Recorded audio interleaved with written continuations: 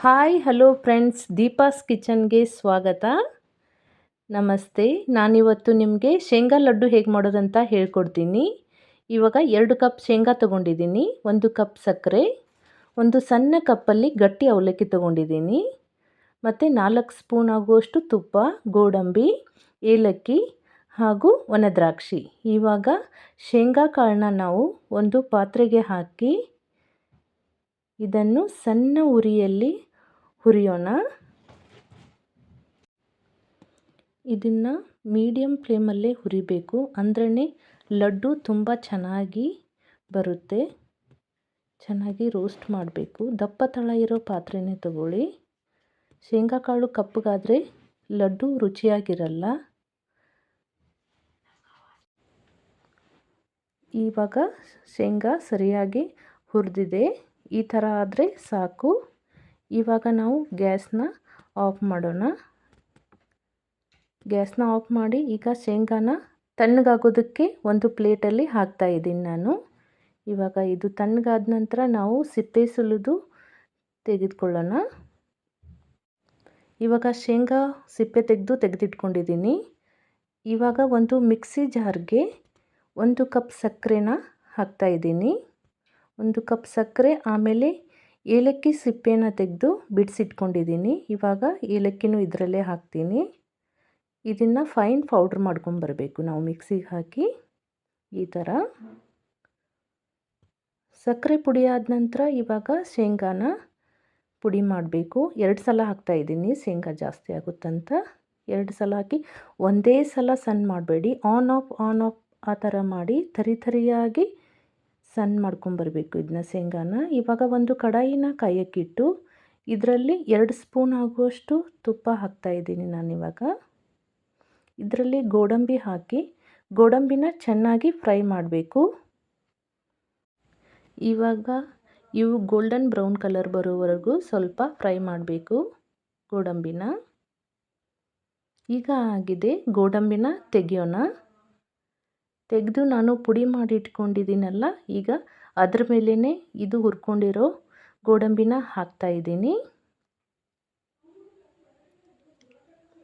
ಇವಾಗ ಇದಾದ ನಂತರ ನಾವು ಒಣ ದ್ರಾಕ್ಷಿ ಕೂಡ ಇದೇ ತುಪ್ಪದಲ್ಲಿ ಹಾಕಿ ಹುರಿಬೇಕು. ಇದು ಸ್ವಲ್ಪ ಅರಳಬೇಕು, ಅಲ್ಲಿ ತನಕ ಸ್ವಲ್ಪ ಹುರಿಬೇಕು. ಒಣ ದ್ರಾಕ್ಷಿ ಈ ಥರ ಆಗಿದೆ. ಈಗ ಗ್ಯಾಸ್ ಆಫ್ ಮಾಡಿ ಇದನ್ನು ನಾನು ಈ ಮಿಕ್ಸ್ಗೆ ಹಾಕ್ತಾಯಿದ್ದೀನಿ. ತುಪ್ಪ ಮತ್ತು ಒಣ ದ್ರಾಕ್ಷಿ ಎಲ್ಲನೂ ಇದರಲ್ಲೇ ಹಾಕ್ತಾಯಿದ್ದೀನಿ.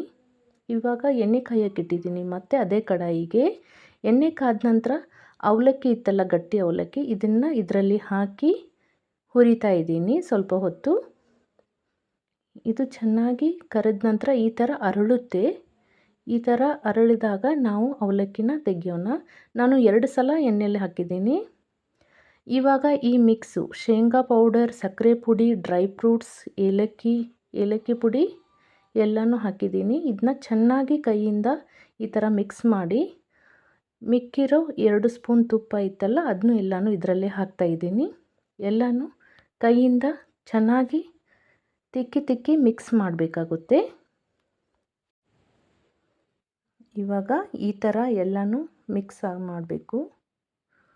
ಪೂರ ಇದೆಲ್ಲ ಮಿಕ್ಸ್ ಆದ ನಂತರ ಲಾಸ್ಟ್ಗೆ ನಾವು ಆಗಲೇ ಕರೆದು ತೆಗೆದಿಟ್ಕೊಂಡಿರೋ ಅವಲಕ್ಕಿ ಇರುತ್ತಲ್ಲ, ಅದು ತಣ್ಣಗಾಗಿರುತ್ತೆ. ಆ ಅವಲಕ್ಕಿನ ಈ ಮಿಕ್ಸ್ಗೆ ಹಾಕಿ ಮಿಕ್ಸ್ ಮಾಡಬೇಕು.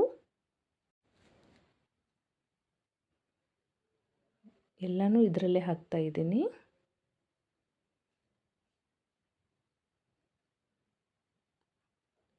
ಅವಲಕ್ಕಿನ ತುಂಬ ಕೈಯಿಂದ ತಿಕ್ಕಬಾರ್ದು, ಜಸ್ಟ್ ಬೆರಳಿಂದ ಈ ಥರ ಮಿಕ್ಸ್ ಮಾಡಿದ್ರೆ ಸಾಕು. ಅದು ಅವಲಕ್ಕಿ ಕಟ್ ಆಗಬಾರ್ದು, ಹಾಗೆ ಇದ್ದರೆ ತುಂಬ ಚೆನ್ನಾಗಿರುತ್ತೆ. ಅದಕ್ಕೆ ಲಾಸ್ಟ್ಗೆ ನಾನು ಅವಲಕ್ಕಿ ಹಾಕ್ತಾಯಿದ್ದೀನಿ. ಇವಾಗ ಎಲ್ಲ ಮಿಕ್ಸ್ ಆಗಿದೆ, ರೆಡಿಯಾಗಿದೆ ಲಡ್ಡು ಕಟ್ಟೋದಕ್ಕೆ. ಈಗ ಲಡ್ಡುನ ಕಟ್ತಾಯಿದ್ದೀನಿ ನಾನು. ಮೀಡಿಯಮ್ ಸೈಜಲ್ಲಿ ಮಾಡ್ತಾಯಿದ್ದೀನಿ ನಾನು. ತುಂಬ ದಪ್ಪನೂ ಅಲ್ಲ, ತುಂಬ ಚಿಕ್ಕದು ಏನಲ್ಲ, ಮೀಡಿಯಮ್ ಸೈಜಲ್ಲಿ ಲಡ್ಡುನ ಕಟ್ತಾಯಿದ್ದೀನಿ.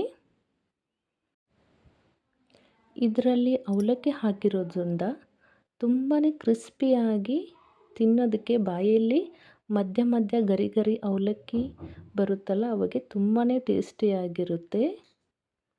ನಾನು ಹೇಳಿರೋ ಥರ ಈ ಥರ ಅವಲಕ್ಕಿ ಹಾಕಿ ಲಡ್ಡುನ ಮಾಡಿ ನೋಡಿ, ತುಂಬಾ ಚೆನ್ನಾಗಿರುತ್ತೆ. ನಿಮ್ಮ ಮನೆಯಲ್ಲಿ ಎಲ್ಲರೂ ಇಷ್ಟಪಟ್ಟು ಈ ಲಡ್ಡುನ ತಿಂತಾರೆ. ನಮ್ಮ ಮಕ್ಕಳಿಗೆ ಈ ಲಡ್ಡು ಅಂದರೆ ತುಂಬಾ ಇಷ್ಟ. ಇದಕ್ಕೆ ನೀವು ಸಕ್ಕರೆ ಬದಲು ಬೆಲ್ಲನೂ ಯೂಸ್ ಮಾಡಬಹುದು. ಬೆಲ್ಲದ ಟೇಸ್ಟ್ ಬೇರೆ ಇರುತ್ತೆ, ಸಕ್ಕರೆ ಟೇಸ್ಟ್ ಬೇರೆ ಇರುತ್ತೆ. ಬಟ್ ನೀವು ಅದನ್ನೂ ಹಾಕ್ಕೊಂಡು ನೋಡ್ಬೋದು, ಅದು ಆರೋಗ್ಯವಾಗಿ ಚೆನ್ನಾಗಿರುತ್ತೆ. ನಾನಿವಾಗ ಮಾಡಿರೋದು ಸಕ್ಕರೆ ಪುಡಿ ಹಾಕಿ ಮಾಡ್ತಾಯಿದ್ದೀನಿ. ಇವಾಗ ನೋಡಿ ಲಡ್ಡು ರೆಡಿಯಾಗಿದೆ. ಈ ಥರ ಪ್ಲೀಸ್ ನಮ್ಮ ಚಾನಲ್ಗೆ ಲೈಕ್ ಮಾಡಿ, ಶೇರ್ ಮಾಡಿ, ಸಬ್ಸ್ಕ್ರೈಬ್ ಮಾಡಿ.